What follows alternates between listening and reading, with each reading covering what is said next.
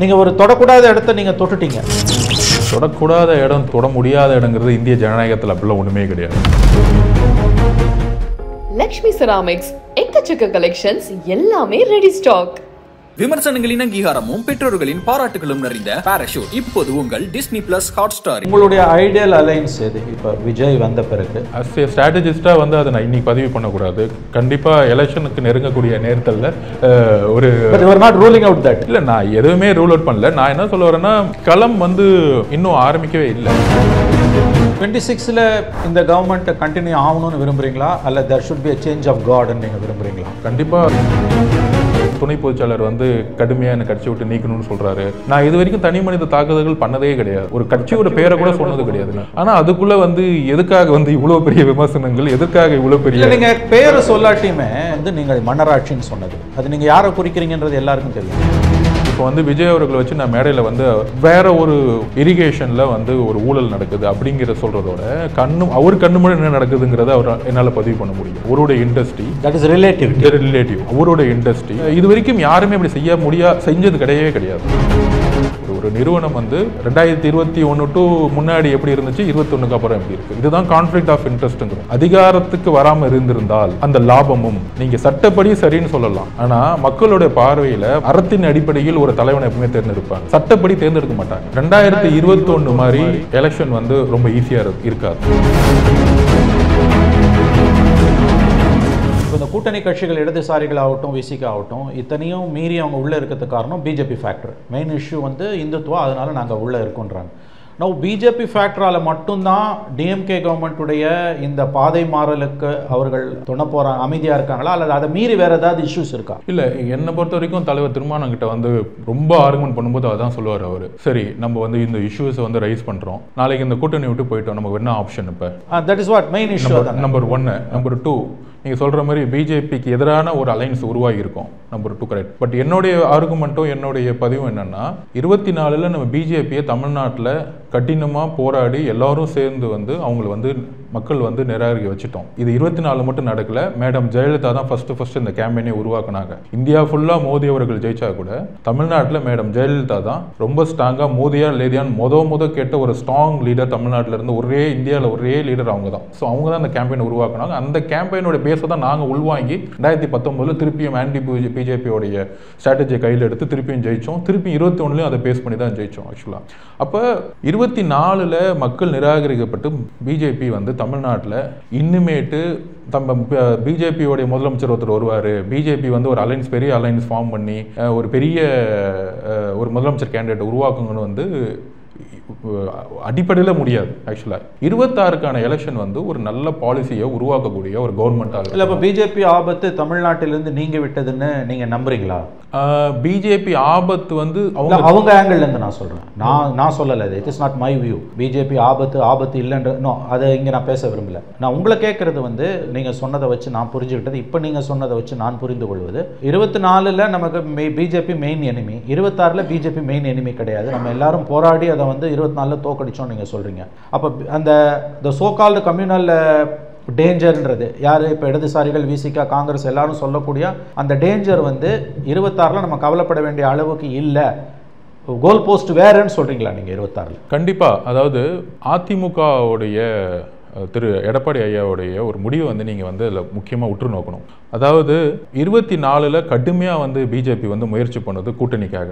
நீங்கள் ஒரு நேரத்தில் வந்து பிஜேபி, பிஎம்கே, வாசன் சார் அவர்கள், பிரேமலதா மேடம் அவர்கள் எல்லா கட்சியும் சேர்ந்து பிஜேபி சேர்ந்தால் மினிமம் 15 தொகுதி வந்து வெற்றி பெறதுக்கான வாய்ப்புகள் இருந்திருக்கும். ஆனால் அந்த வெற்றி பெறதுக்கான வாய்ப்புகளை விட்டு எந்த அடிப்படையில் நீங்கள் இதை சொல்கிறீங்க? என்னுடைய பேசிக் சர்வே இல்லை, ஸ்டாட்டிஸ்டிக்ஸ் பேக்கப்பில் சொல்கிறீங்களா? என்னுடைய ஸ்டாட்டிஸ்டிக்ஸ் பேக்கில் மினிமம் 10 தொகுதி ஜெயிச்சிருக்காங்க. இது உங்கள் அசஸ்மெண்ட்டாக உங்கள் விருப்பமா? இல்லை, எனக்கு விருப்பம் இல்லை. இந்த இதில் கண்டிப்பாக 10 தொகுதி அவங்க ஜெயிச்சிருப்பாங்க. தட் இஸ் நீங்கள் சொல்கிறது 2019 அலைன்ஸ், 2024 சொல்கிறேன். அதுதான் 2020 24ல 2019ல இருந்த alliance ADMK PMK CMDK BJP இருந்திருந்தா they would have won 12 to 15 seatsன்றீங்க. மினிமம் 10 தொகுதி ஜெயிச்சிருப்பாங்க. ஆனா ஒரு ரிஸ்க் எடுக்கிறார். நம்ம 10 தொகுதி தோத்தாலும் பரவாயில்ல, அதிமுகவுக்கு வந்து கூட்டணியே இல்லாம தனியா நின்னுந்தா கூட பரவாயில்லன்னு சொல்லிட்டு ஒரு ரிஸ்க் எடுக்கிறார். பிஜேபி கூட நம்ம சேரவே கூடாதுன்னு ரிஸ்க் எடுக்கிறாரு திரு எடப்பாடி சார். அப்ப அந்த ரிஸ்க் வந்து மிகப்பெரிய ரிஸ்க், சாதாரண ரிஸ்க் கிடையாது. ஒரு அலைன்ஸே இல்லாம தனியா நிற்கக்கூடிய ஒரு ரிஸ்க். அந்த ரிஸ்க் வந்து என்ன உணர்த்துதுன்னா, பிஜேபியோட ஹையஸ்ட் குறிக்கோள் என்னன்னா 24ல ஒரு மினிமம் 10 எம்பியிலிருந்து 15 எம்பி ஜெயிக்கணுங்கிறது தான் குறிக்கோள். 26ல 10-20 எம்எல்ஏ வாங்கி அவங்க ஜெயிக்கிறதுனால டெல்லியில் ஒன்றும் ஆக போகிறதில்ல அவங்களுக்கு. ஸோ 24 தான் உங்களுக்கு மெயின் குறிக்கோள். அதுக்கான ப்ரெஷர் வந்து அதிகமாக இருந்துச்சு.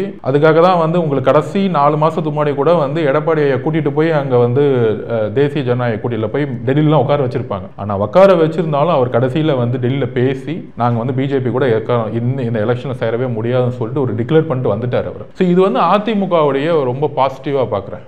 எப்படி வந்து கலைஞர் அவர்கள் வந்து 2003ல் முடிவு பண்ணி வெளியே வந்தாரோ, அதுமாதிரி மேடம் ஜெயலலிதா 98லேயே முடிவு பண்ணி வந்தாங்களோ, பிஜேபி கூட யார் சேர்ந்தாலும் தமிழ்நாட்டில் 12% ஓட்டை வந்து இழப்பாங்க முதல் நாளுங்கிறதே ஒரு கருத்தை வந்து திரு எடப்பாடி அவர்கள் புரிந்து கொண்டார். ஆக்சுவலாக 100% வந்து 26ல சேர்றதுக்கான வாய்ப்பு இல்லைங்கிறது என்னுடைய பிலீவ் ஆக்சுவலாக. ஸோ அப்படி இருக்கும் பொழுது களம் வந்து இன்னைக்கு ஓப்பன் ஆயிடுச்சு. விஜய் அவர்களுடைய வருகைங்கிறது ஒரு முக்கியமான களமாகவும் நம்ம பார்க்கலாம். அப்படி இருக்கும் பொழுது களம் ஓப்பன் ஆன பிறகு இங்கே வந்து பிஜேபி வந்து கூட்டணிக்கு வந்து ரொம்ப ஸ்ட்ரகிள் பண்ண வேண்டியது இருக்கும். பிஜேபி தலைமையில் வந்து ஒரு கூட்டணியோ இல்லை பிஜேபி மையப்படுத்தி ஒரு கூட்டணியோ உருவாகிறதுக்கு வாய்ப்பு கிடையாது. இன்ஃபேக்ட் இன்னும் சொல்ல போனால் பிஎம்கேவே அந்த கூட்டணியில் இருக்குமாங்கிறது தெரியாது. லாஸ்ட் டைம் வந்து பெரியவர் ராமதாஸ் அவர்கள் வந்து இந்த கூட்டணி இல்லாமல் அதிமுக சேரக்கு தான் கடைசி வரைக்கும் அவர் ட்ரை பண்ணாங்கிறது மீடியாவில் வந்து பெரும் பேசும் பொருளாச்சு. ஸோ அவங்களும் இன்னும் கொஞ்ச நாளில் வந்து இருக்க மாட்டாங்கிறது நம்பிக்கை இருக்குது. ஸோ பிஜேபி வந்து 26ல் தனித்து விடப்படும் அப்படிங்கிறது என்னுடைய கால்குலேஷன். தனித்து விடப்பட்டால் பிஜேபினால் தமிழ்நாட்டில் எப்படி ஜெயிக்க முடியும்? அவங்க ஒரு ஸ்ட்ராங்கான 35% கூட்டணியை உருவாக்குவான எந்த முகாந்தரமும் 26ல் கிடையாது. அப்படி நீங்கள் அவங்க ஒரு 15% ஓட் பேங்க் வச்சு கூட அதிமுகவும் வச்சுக்கிட்டு அதிமுக அவங்களோட சேர்ந்தால் திருப்பியும் பிஜேபி வரத்துக்கான வாய்ப்பு இருக்குன்னு நம்ம வந்து புரியலாம். ஸோ இங்கே பிஜேபி தனித்து விடப்படுங்கிற நம்பிக்கை என் மனசில் அதிகமாக இருக்கு. உங்களுடைய ஐடியல் அலைன்ஸ் எது? இப்போ விஜய் வந்த பிறகு விஜய், ஏடிஎம்கே, விசிகே, அது உங்களுடைய ஐடியல் அலைன்ஸா அல்லது வேற எது உங்களோட ideal? To be frank, as a ஸ்ட்ராட்டஜிஸ்டாக வந்து அதை நான் இன்னைக்கு பதிவு பண்ணக்கூடாது. கண்டிப்பாக எலெக்ஷனுக்கு நெருங்கக்கூடிய நேரத்தில் ஒரு நாட் ரூலிங் அவுட் தட், அதை நீங்கள் ரூல் அவுட் பண்ணலை? இல்லை, நான் எதுவுமே ரூல் அவுட் பண்ணல. நான் என்ன சொல்ல வரேன்னா, களம் வந்து இன்னும் ஆரம்பிக்கவே இல்லை. ஸோ இதுக்கான களங்கள் வந்து இப்போ பிஜேபி மெயின் பிளேயர் இல்லை நீங்கள் சொல்லிட்டீங்க 26ல. பிஜேபினால கூட்டணியை தமிழ்நாட்டில் உருவாக்க அவங்க வந்து நெக்லிஜிபிள் ஃபோர்ஸ். எஸ். இப்போ 26 எலெக்ஷன் வந்து ஸ்டாலின் வேணுமா வேணாமான்ற எலெக்ஷன் ஆப்வியஸ்லி. ஏன்னா 5 வருஷம் முடிச்சுட்டு போகும்போது இட்ஸ் அ ரெஃபரண்டம். ஸ்டாலின் வேணுமா வேணாமான்ற எலெக்ஷனில் விச் வில் பி ஒரு ஐடியல் அலைன்ஸ்? இல்லை, என்னுடைய கருத்து பொறுத்த வரைக்கும் பிகினிங்காக இருந்தாலும் 2021 மாதிரி எலெக்ஷன் வந்து ரொம்ப ஈஸியாக இருக்காது 100% இருக்காது. ஏன் அப்படி சொல்ல வரேன்னா, நீங்கள் 2021க்கான எலெக்ஷன் டேட்டா உங்களுக்கு தெரியும். கடுமையாக 10 வருஷம் நாங்கள் வந்து ஆன்டி இன்கம்பன்சியில் வந்து எடப்பாடி ஐயா இருந்தார். அப்போ தான் வந்திருந்தனால மக்கள்கிட்ட வந்து பெரிய பரிச்சயம் கிடையாது அவருக்கு ஆக்சுவலாக. அப்போ ஒரு 2-3 குரூப் இருந்துச்சு, ஒருங்கிணைப்பாளர், துணை ஒருங்கிணைப்பாளர், அந்த கன்ஃபியூஷன். ப்ளஸ் வந்து ஒரு கவர்மெண்ட் ஃபங்க்ஷன்லேயே கூட்டணின்னு சொல்லிட்டு ஒருங்கிணைப்பாளர் துணை ஒருங்கிணைப்பாளர் கேட்காமலே டிக்ளேர் பண்ணிட்டாரு. ஸோ அது ஒரு பெரிய பிரச்சனை. இதெல்லாம் இருந்து சமாளித்து 214 தொகுதிக்கும் திரு எடப்பாடி அவர்கள் தான் வந்து பிரச்சாரத்துக்கு போனார். ஓபிஎஸ் அவர்கள் கூட பிரச்சாரத்துக்கு போலங்கிறது உங்களுக்கு தெரியும். ஸோ கடுமையான ஊழல் குற்றச்சாட்டுகள் ஜெயலலிதா மேடம் இல்லை, இதெல்லாம் தாண்டி 190 தொகுதி தனியாக நின்னாங்க எடப்பாடி ஐயா அவர்கள். பிஜேபிங்கிற ஒரு பேக்கேஜ் வந்து மைனஸ் பேக்கேஜ் ஆக்சுவலாக. இதெல்லாம் தாண்டி 33% அதிமுக எடுத்தாங்க ஆக்சுவலாக. அதாவது எல்லாரும் முகத்தையும் அவருடைய உருவத்தையும் கேலி செய்யும் பொழுது அவருடைய வெற்றிங்கிறது 33%ங்கிறது எலெக்ஷன் ஸ்ட்ராட்டஜியாக பார்க்கும் பொழுது இஸ் அன்பிலீவபிள் என்னை பொறுத்த வரைக்கும். ஸோ அதுதான் அவருடைய லாஸ்ட் ரெக்கார்ட். நீங்கள் வந்து லோக்சபாவையும் சட்டசபையும் நம்ம கால்குலேஷனே பண்ணக்கூடாது. இதுதான் வந்து திரு அண்ணாமலை அவர்களுடைய ஃபெயிலியர் கால்குலேஷன் ஆக்சுவலாக. அவருடைய உருவத்தை பார்க்குறது, அவருடைய படிப்பை பார்க்குறதுலாம் போகாமல் அவர் ஒரு தலைமையை வச்சுக்கிட்டு 33% வாங்கி வித்ஹோல்ட் பண்ணுறது வந்து அந்த தேர்தலில் வந்து சாதாரண விஷயம் கிடையாது. ஆனால் அதே திமுக நாங்கள் ஜெயிச்சு முடித்த பிறகு எல்லாரும் வெற்றியாக கொண்டாடிட்டு இருக்கும் பொழுது நான் கோர் டீமில் நான் பதிவு பண்ணது என்னன்னா, 36லேருந்து 38 தொகுதியில் 10,000 ஓட்டு கீழே தான் அதிமுக தோற்றுருக்காங்க. இதுதான் உண்மை ஆக்சுவலாக. அப்போ 10-12 ஸ்ட்ராங்கான அலைன்ஸை வச்சுக்கிட்டு 10 வருஷம் ஆன்டி இன்கம்பன்சியை வச்சுக்கிட்டு பிஜேபி மாதிரி பிஜேபி பேக்கேஜும் அவங்க வச்சுக்கிட்டு 33%, இவங்க நம்ம 37%, 188 தொகுதி தான். அப்போ 4% தான் அதிமுகவுடைய மைனஸ். சரியான கவர்னன்ஸ் பண்ணாமல், ஊழல் குற்றச்சாட்டுகள் இல்லாமல், ஒரு அட்வான்ஸ்ட் லீக்வான் மாதிரி இல்லை ஒடிசாவுடைய நவீன் பட்நாயக் அவர்கள் மாதிரி ஒரு கரெக்டான பர்ஃபெக்ட் கவர்மெண்ட் மைக்ரோ மேனேஜ்மெண்ட் பண்ணி மக்கள்கிட்ட நல்ல பேர் எடுத்தால் மட்டும்தான் இந்த கவர்மெண்ட் திருப்பியும் நம்மளால் மெஜாரிட்டியாக வர முடியும். ஏன்னா உங்களுக்கு 96க்கு அப்புறம் வந்து மெஜாரிட்டி கவர்மெண்ட் திமுக நல்லா உருவாகலை ஆக்சுவலாக. ஸோ அப்போ ஒரு மைக்ரோ மேனேஜ்மெண்ட் கிளீன்டு கவர்மெண்ட் இருந்தால் மட்டும்தான் மக்கள் வந்து திருப்பியும் வந்து தேர்ந்தெடுக்கும். இல்லைனா எலெக்ஷன் வந்து டஃப்பாக தான் இருக்கும் அப்படிங்கிறது என்னுடைய புரிதலாக இருந்துச்சு, என்னுடைய பதிவாக இருந்துச்சு. அதுக்கப்புறம் நான் அங்கேருந்து கிளம்பிட்டேன். ஸோ அந்த பார்வையில் ரொம்ப தெளிவாக இந்த எலெக்ஷனில் பிஜேபியை 24லேயே அவர் வந்து ஒரு ரிஸ்க் எடுத்து அதிமுக வந்து திரு எடப்பாடி அவர்கள் வந்து கூட்டணியை விட்டு வெளியே வந்துட்டார். அப்போ களம் வந்து ஓப்பன் ஆகுது. களம் எப்படி ஓப்பன் ஆகும் அப்படிங்கிறது வந்து மேபி ஏப்ரல் மேக்கு அப்புறம் தெரிய வரலாம். 26ல் இந்த கவர்மெண்ட் கண்டினியூ ஆகணும்னு விரும்புகிறீங்களா, அல்ல there should be a change of கார்டுன்னு நீங்கள் விரும்புகிறீங்களா? கண்டிப்பாக அதுக்கான எலெக்ஷன் கேம்பெயின் ஆரம்பிக்கும் போது நான் சொல்லுவேன். இல்லை இன்னைக்கு ஒன்று வந்து விருப்பம், ஒன்று வந்து அசஸ்மெண்ட்டு. விருப்பத்தை கேட்கல, அது நீங்கள் சொல்ல மாட்டீங்க. அசஸ்மெண்ட் என்னவா இருக்கு? will it be a tough one? அதாவது என்னுடைய விஷயத்துலேயே நான் பதிவு பண்ணுறேன். ஒரு 2 ட்விட்டு, ஒரு 2 இன்டர்வியூ சாதாரணமாக கடந்து போயிருக்கலாம். ஒரு தமிழக அரசு பார்த்து கொஸ்டின் கேட்குறது தவறு அப்படின்னு அதுக்குள்ளே ஒரு துணை பொதுச்சாளர் வந்து கடுமையாக என்னை கட்சி விட்டு நீக்கணும்னு சொல்கிறாரு. அப்போ எப்படி டெல்லியில் வந்து நம்ம வந்து கடுமையாக வந்து ஜனநாயகத்துக்கு அப்பாற்பட்டு செயல்படுறீங்க நம்ம குரல் இருப்போமோ, அதே குரல் தான் நான் எங்கேயும் பார்க்குறேன். ஒரு தனி மனிதன் அவருடைய கருத்தை சொல்கிறாரு, ஜனநாயகபூர்வமாக இருக்கா இல்லையா, அது நான் மக்கள்கிட்ட சொல்கிறேன். மக்கள் வந்து அதை அக்செப்ட் பண்ண போகிறாங்க, இல்லை மக்கள் வந்து இல்லை நிராகரிக்க போகிறாங்க. நான் இது வரைக்கும் தனி மனித தாக்குதல்கள் பண்ணதே கிடையாது. ஒரு கட்சியோட பேரை கூட சொன்னது கிடையாது நான் ஆக்சுவலா. ஆனா அதுக்குள்ள வந்து எதுக்காக வந்து இவ்வளவு பெரிய விமர்சனங்கள், எதற்காக இவ்வளவு பெரிய நீங்க பேர் சொல்லாட்டியுமே டாக்டர் அம்பேத்கர் புத்தக வெளியீட்டு விழாவில் நீங்க பேசின 2 விஷயம் வந்து, அதாவது it has touch the raw nerve of DMK to be frank. ஒன்று வந்து நீங்கள் மன்னராட்சின்னு சொன்னது, அது நீங்கள் யாரை குறிக்கிறீங்கன்றது எல்லாருக்கும் தெரியும். நம்பர் 2, நீங்கள் சொன்னது வந்து இன்னும் ரொம்ப முக்கியமான ஒரு விஷயம். ஏன்னா 2006 and 11 இது ஒரு மிகப்பெரிய குற்றச்சாட்டை திமுக மீது சுமத்தப்பட்டது. இப்போ 2021 அந்த குற்றச்சாட்டு வந்து உண்மை என்று எல்லாருக்குமே தெரியுது. உள்ளங்கை புண்ணுக்கு கண்ணாடி தேவையில்லைன்ற மாதிரி. விச் வாஸ் ஒரு குடும்பம், ஒரு நிறுவனம், சினிமா இண்டஸ்ட்ரியை 4,000 crores ஃபிலிம் இண்டஸ்ட்ரியை ஒரு ஃபேமிலி கண்ட்ரோல் பண்ணுது வித் பொலிட்டிக்கல் சப்போர்ட். நீங்கள் சொல்லும்போது நீங்கள் யாரை மீன் பண்ணுறீங்கன்னு எல்லாருக்குமே தெரியுது. why don't you be more forthcoming? But இது ரொம்ப சீரியஸான சார்ஜ். இது ஏன் சீரியஸான சார்ஜ்னா, இது ஒதுக்கி தள்ள முடியாத சார்ஜ். எல்லாருக்குமே இங்கே தெரியும். பீங் அ ஜேர்னலிஸ்ட் நான் இதை தாண்டி பேச முடியாது. Because I have my own Lakshman Rekha. நீங்கள் ஒரு தொடக்கூடாத இடத்த நீங்கள் தொட்டுட்டீங்க. That is the perception.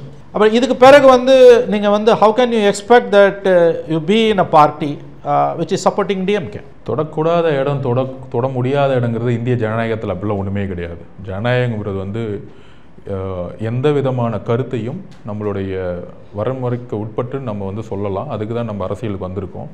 நாங்கள் உள்வாங்கிய கருத்துக்களை வந்து முக்கியமான ஆளுமை வந்து மகாத்மா காந்தி அவர்கள். அவர் வந்து பார்த்திங்கன்னா தனிப்பட்ட விவாதங்களோட ஒரு கருத்தியல் உருவாக்குவார். தன்னுடைய பிரச்சாரங்கள் மூலமா கருத்தியல் உருவாக்குவார். அந்த பிரச்சாரங்கள் தான் மக்களை வந்து சிந்திக்க வைக்கும். ஸோ அந்த பிரச்சார அமைப்பு முறையை வந்து நாம் வந்து உள்வாங்கிக்கிட்டு, பிரசாந்த் கிஷோர் தான் அதை நான் வந்து உள்வாங்கினேன் ஆக்சுவலாக. அப்படி தான் நான் என்னுடைய பிரச்சாரத்தை ஆரம்பித்தேன். நான் யார் பேரையும் பர்சனலாக சொல்லப்பட, ஒருத்தருடைய பேரை சொல்லிட்டேன்னா அது வந்து மக்கள் பார்வைக்கு நான் கொண்டு போக முடியாது. ஒரு கருத்தியலை கொண்டு போகணும்னு நினைக்கிறேன், ஒரு இஷ்யூவை கொண்டு போகணும்னு நினைக்கிறேன். இப்போ வந்து விஜய் அவர்களை வச்சு நான் மேடையில் வந்து வேற ஒரு முக்கியமான இரிகேஷனில் வந்து ஒரு ஊழல் நடக்குது அப்படிங்கிற சொல்கிறதோட அவர் கண்ணு முன்னாடி என்ன நடக்குதுங்கிறத என்னால் பதிவு பண்ண முடியும். அவருடைய இண்டஸ்ட்ரி, தட் இஸ் ரிலேட்டிவ், அவருடைய இண்டஸ்ட்ரி, அவர் 30 வருஷமாக வந்து பார்த்த ஒரு இண்டஸ்ட்ரியை இது வரைக்கும் யாருமே அப்படி செஞ்சது கிடையாது. ஒரு நிறுவனம் வந்து 2021 டு முன்னாடி எப்படி இருந்துச்சு, 21க்கு அப்புறம் எப்படி இருக்கு. இதுதான் கான்ஃப்ளிக்ட் ஆஃப் இன்ட்ரெஸ்ட்ங்கிறோம். அதிகாரத்துக்கு வராமல் இருந்திருந்தால் அந்த லாபமும் நீங்கள் சட்டப்படி சரின்னு சொல்லலாம். ஆனால் மக்களுடைய பார்வையில் மாரலி அப்படின்னு சொல்லுவாங்க, தர்மம், அறத்தின் அடிப்படையில் ஒரு தலைவனை எப்பவுமே தேர்ந்தெடுப்பாங்க. சட்டப்படி தேர்ந்தெடுக்க மாட்டாங்க. அறம் தான். இப்போ நீங்கள் மேடம் என்னதான் வந்து குற்றச்சாட்டு சொன்னாலும் மக்கள் தேர்ந்தெடுப்பாங்க. ஸோ அது மாதிரி அறத்தின் அடிப்படையில் உங்களுடைய நேர்மைகள் எங்கு இருக்குங்கிறது மக்கள் பார்க்க ஆரம்பிப்பாங்க. 2015 21 வரைக்கும் இப்போ இருக்கக்கூடிய அமைச்சர்கள்லாம் எப்படி இருந்தாங்கன்னு எனக்கு நல்லா தெரியும். இப்போ இருந்த அமைச்சர்கள் செல்வாக்கு எப்படி வந்துச்சு, அவருடைய வசதி வாய்ப்பு எப்படி வந்துச்சு. இடத்துல ஒரு அமைச்சர் இருக்கிறாரு, அந்த அமைச்சர் அதை வச்சு கிட்டத்தட்ட பெரிய இன்ஜினியரிங் காலேஜ் மெடிக்கல் காலேஜ் கட்டுறாரு. இடி ரைடு போகுது. ரெண்டே ஆப்ஷன் தான், ஒன்னு ஜாயின் பண்றீங்களா இல்ல உங்களை அரெஸ்ட் பண்ணுவாங்க. இப்படி பல பேர் சேர்ந்திருக்காங்க. போஸ்ட் 26 பாலிடிக்ஸ்ல ஒருவேளை ஆட்சி மாற்றம் ஏற்பட்டால் கண்டிப்பா சசிகலா மேடமுக்கு ஏற்பட்ட நிலைமைகள் வரும்.